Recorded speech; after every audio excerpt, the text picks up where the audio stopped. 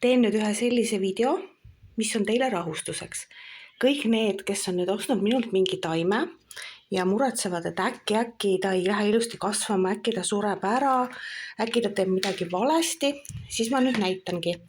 See taim, mis on nagu siis see emataim selle risoomi otsas, see tõesti kuivab, ta kolletub, ta võib olla ükskõik milline. See ei olegi tähtis. Seesama taim, mida te saite, see taim iseenesest ei ole tähtis.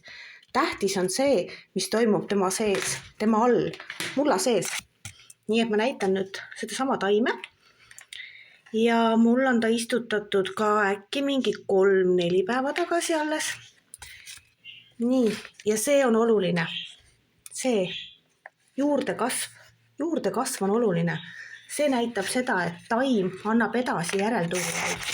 Ta ise ei olegi oluline. Pigem on see, et ta kasvaks ja ta annaks risoome. Sellepärast, et risoom ongi see, kus tema elu on siis peidus. Mul on siin ka 2 väiksemat taime ja need on palju ilusamad. See suur emataim, see on oluline sinnamaani ainult, et ta annaks teile järelkasvu. Nii et ärge üldse muretsege selle pärast, milline see taim iseenesest välja näeb. Vaid oluline on see, kuidas ta siia järelkasvu annab. Niisugused pisikesed rohelised nupsikud. Nii et tegelikult ta kasvab väga ilusti. Ja nagu näete, siis mul ei ole muld väga märg, ka pigem kuivavõitu. Õrnalt niiske, kui ma katsun seda pinda. Ja vett, kõige parem on anda alt.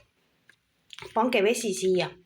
Pange umbes 0,5 sentimeetrit sooja vett päikeselisel päeval. Ja kui see vesi ära kadunud on, siis 2-3 päeva pärast pange uuesti.